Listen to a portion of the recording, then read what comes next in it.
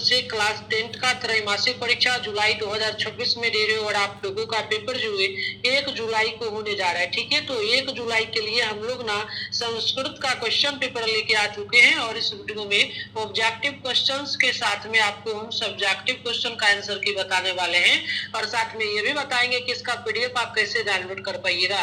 तो 1 जुलाई को यही क्वेश्चन पेपर 100% आपके एग्जाम में लड़ेगा, तो वीडियो को अंत तक देख लीजिएगा और सारे प्रश्नों को याद कर लीजिएगा ताकि एग्जाम हॉल में जाकर के पूरा का पूरा बना लीजिएगा।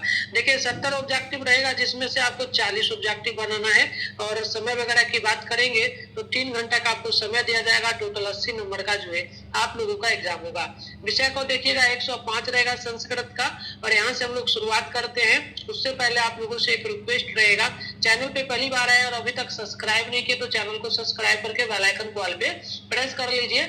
इसके बाद वीडियो को लाइक कर लीजिए, इसके अलावा सभी दोस्तों में शेयर कर लीजिएगा ताकि अगला पेपर सोशल साइंस हो गया, मैथ, इंग्लिश का हम डालने वाले हैं तो वो आप लोग देख पाइएगा। ठीक है, चलिए तो आगे बढ़ते हैं। पहला है कि उपनिषद में किसका वर्णन किया गया है। तो देखिएगा उपनिषद में जो है परम पुरुष का वर्णन किया गया है, पहला का ए नंबर राइट होगा। दूसरा बोला गया जो है ना चाष्टी में कौन सी संधि है, तो ध्यान रखिएगा चाष्टी में जो है ना इसमें दीर्घ संधि है। ऑप्शन नंबर ए बिल्कुल राइट इसका हो जाएगा। आगे बढ़ते हैं नेक्स्ट प्रश्न की ओर। तो अगला प्रश्न यहाँ पर देख लीजिएगा, ये है 3 नंबर। एक एव जो ना एव का हिंदी क्या होगा, तो एव का हिंदी आप याद रखेंगे ही होता है। ऑप्शन नंबर 3 का ये सही होगा। 4 नंबर बोला मंगलम पाठ में कितने श्लोक हैं, तो मंगलम पाठ में टोटल 5 श्लोक हैं, आप याद रखेंगे। ऑप्शन नंबर 5 4 का डी नंबर सही होगा। इसके बाद अगला प्रश्न देखेंगे तो 5 बोला अनिर्तम का क्या अर्थ है, तो देखिए अनिर्तम का जो है ना अर्थ होता है झूठ, आप नोट करेंगे। 5 का बी नंबर जो है बिल्कुल राइट होगा। 6 नंबर बोला गया सत्यमेव का संधि कौन होगा, तो सत्यमेव में जो है ना सत्यम प्लस एव यही होगा संधि विच्छेद। आप 6 का नोट करेंगे, ऑप्शन बी सही होगा। अगला प्रश्न यहाँ पर देखिएगा, तो अगला जो क्वेश्चन नंबर 7 बोला गया आत्मा का वर्णन किस उपनिषद में किया गया है, तो आत्मा का वर्णन जो है कठोपनिषद में किया गया है। 7 का जो है बी नंबर सही होगा। इसके बाद अगला प्रश्न आप लोग यहाँ पर देखेंगे तो बोला गया है 8 नंबर जैसे का संस्कृत में क्या होगा, तो जैसे हिंदी शब्द है इसका संस्कृत हो जाता है यथा। ऑप्शन नंबर सी बिल्कुल राइट इसका होगा। आइए आगे बढ़ते हैं। क्वेश्चन नंबर आप लोग यहाँ पर देखेंगे तो ये बोला गया आपसे 9 नंबर भवंतु में कौन सा लकार है, तो देखिए भवंतु में जो है ना लोट लकार होगा, नोट कीजिएगा। 9वां का सी सही होगा। अगला प्रश्न यहाँ पर देख लेते हैं, देखिएगा प्रश्न नंबर जो है आपसे 10 नंबर बोला गया उपनिषद वैदिक वाङ्मय का कौन सा भाग है, तो ध्यान रखना है अंतिम भाग। ऑप्शन नंबर 10 का जो है बी बिल्कुल राइट होगा। 11 बोला गया आस्मीन पाठे में कौन सी विभक्ति है, तो आस्मीन पाठे में आप नोट करेंगे इसमें सप्तमी विभक्ति होगा। 7वां का सी सही होगा। आगे बात कर लेते हैं नेक्स्ट क्वेश्चन का। तो क्वेश्चन नंबर जो है आपसे 12 बोला सत्य सस का प्रतिपादक कौन सा है, तो नोट कीजिएगा सत्य होगा। ऑप्शन नंबर 12 का जो है ना बी नंबर बिल्कुल राइट होगा। 13 बोला गया पटना के किस दिशा में गंगा बहती है, तो पटना के किस दिशा में गंगा बहती है, तो याद रखिएगा ये बहती है, ये बहेगी उत्तर में। ऑप्शन नंबर जो है ए नंबर बिल्कुल राइट होगा, ये ध्यान रखिएगा। ठीक ना। आइए अगला प्रश्न देखते हैं। प्रश्न नंबर 14 बोला गांधी सेतु कहाँ है, तो गांधी सेतु जो पड़ता है ये पटना जिला में पड़ता है। आपको 14 का नोट करेंगे, सी नंबर राइट होगा। इसके बाद प्रश्न नंबर जो है 15 बोला कैमोदनी महोत्सव किस शासन काल में होता था, तो आप याद रखेंगे गुप्त वंश में। ऑप्शन नंबर 15 का ये बिल्कुल राइट होगा। 16 बोला गया राजशेखर एक प्रमुख किताब कौन सा है, तो बिल्कुल देखिए राजशेखर एक प्रमुख किताब की अगर बात की जाए तो ध्यान रखिएगा ये हो जाएगा आपका काव्य मानसा। काव्य मानसा ऑप्शन नंबर जो है 16 का बी नंबर सही होगा। आगे बात कर लेते हैं प्रश्न नंबर 17 पटना किस नाम से किस समय प्रसिद्ध हुआ, तो पटना जो है ये प्रसिद्ध हुआ था मध्य काल में। आप नोट करेंगे 17 का ये सही है। 18 है बररुचि कहाँ के रहने वाले थे, तो बररुचि जो है ये पटना के रहने वाले थे। आप लोग ध्यान रखेंगे 18 का बी नंबर सही होगा। इसके बाद क्वेश्चन नंबर 19 बोला गया है, प्रश्न बोला गया कि आगता का हिंदी अर्थ क्या है। तो आगता का होता है आया। ऑप्शन नंबर ए बिल्कुल राइट है। 20 बोला आश्रित में कौन सा प्रत्यय है। तो आश्रित में नोट करेंगे लयप प्रत्यय होगा। ऑप्शन नंबर जो है ना 20 का बी बिल्कुल राइट यहाँ पर। प्रश्न नंबर 21 बोला शिक्षिका में क्या प्रत्यय है। तो शिक्षिका में जो है आप नोट करेंगे टॉप प्रत्यय होगा। ऑप्शन नंबर जो 21 का बी बिल्कुल राइट होगा। क्वेश्चन नंबर 22 बोला संख्या और कारक का बोध कराने वाला निम्न में से कौन सा है। तो नोट करना है कारक होगा। 22 का जो है डी बिल्कुल राइट होगा। अगला देख लीजिए क्वेश्चन नंबर जो है 23 पूछा परिणाम में कौन सी विभक्ति होती है। तो बिल्कुल ध्यान रखना है प्रथमा। ऑप्शन नंबर जो है 23 का सी बिल्कुल राइट हो जाएगा। अब हम लोग अगला प्रश्न देखेंगे। तो ये आपसे बोला गया है 24 नंबर पठित वयम का अर्थ कौन सा है। तो ध्यान रखना है पढ़ना चाहिए। ऑप्शन नंबर 24 का जो है बी नंबर राइट होगा। 25 पूछा तत्पुरुष समास में कौन सा पद प्रधान होता है। तो ध्यान रखना है ये हो जाएगा उत्तर पद प्रधान होगा। 25 का बी नंबर राइट होगा। अगला आप लोग देखेंगे तो प्रश्न नंबर जो है 26 पूछा भवताम किस लकार का रूप है। तो भवताम में किस लकार कौन सा लकार है। तो ध्यान रखेंगे लोट लकार। 26 का जो है ए नंबर बिल्कुल राइट है। 27 पूछा पराभव में कौन सा उपसर्ग है। तो देखिए पराभव में जो है ना प्रा उपसर्ग होगा। सी नंबर बिल्कुल राइट होगा।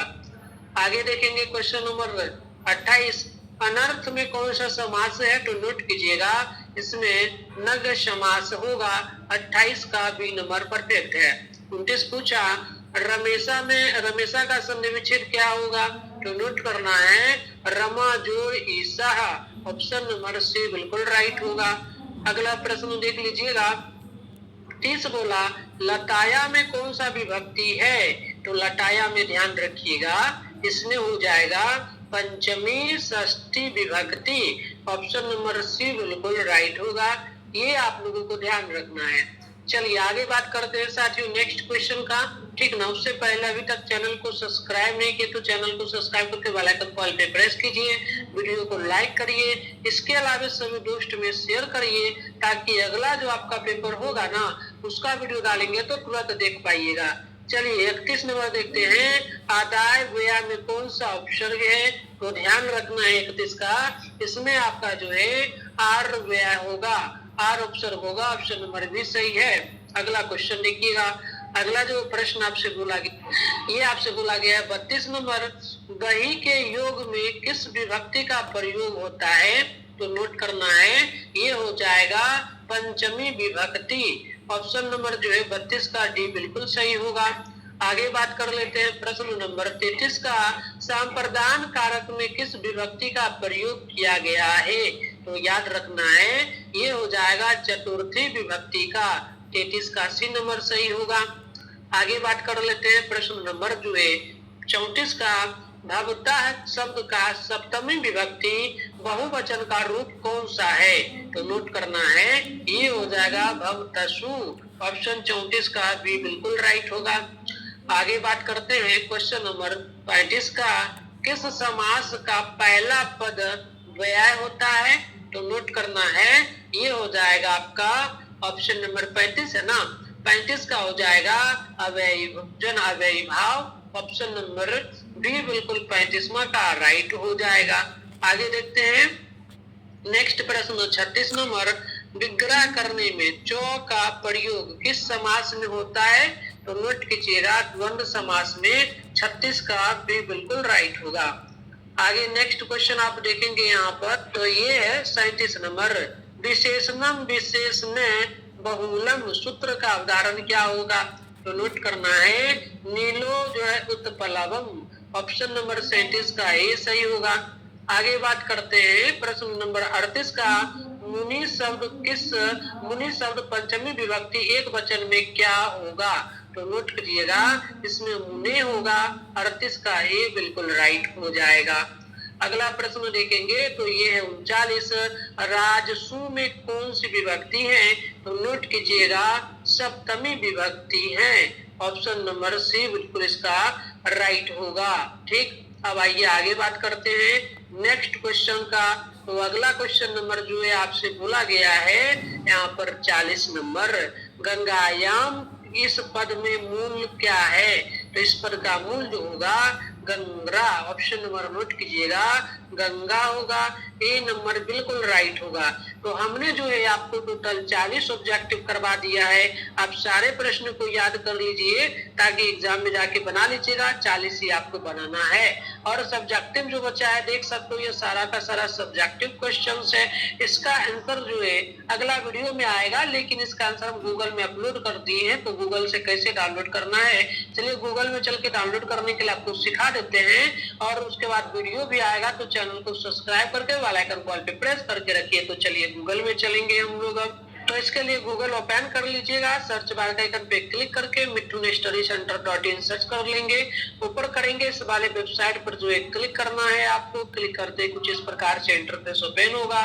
ऊपर करेंगे क्लास 10 का यह सेशन दिखेगा, इसी में देखेंगे तो Bihar board class 10 quarterly paper लिखा हुआ है। इस पर क्लिक मारेंगे, कुछ इस प्रकार से इंटरफेस ओपन होगा। आराम से स्क्रॉल डाउन करके नीचे बढ़ेंगे। नीचे आएंगे तो यहाँ पर आपको जो क्लास 10 के लिए ऑल सब्जेक्ट का क्वेश्चन पेपर देखने को मिलेगा। इसी में आप लोग देखेंगे तो यहाँ पर संस्कृत के सामने क्लिक कर लिखा है, इस पर क्लिक मारेंगे। कुछ इस प्रकार से इंटरफेस ओपन हुआ। पहले आप व्हाट्सएप ग्रुप को ज्वाइन कर लेंगे। इसके बाद आराम से स्क्रॉल डाउन करके नीचे बढ़ जाएंगे। नीचे आएंगे तो यहाँ पर जो है क्लास 10 के लिए ऑब्जेक्टिव का आंसर किसमें है ये अपडेट हो चुका है। वीडियो देखने के बाद आइएगा तो आपको दिख जाएगा। और सब्जेक्टिव आंसर इसमें है, तो इसमें क्लिक करिएगा तो पीडीएफ ओपन हो जाएगा।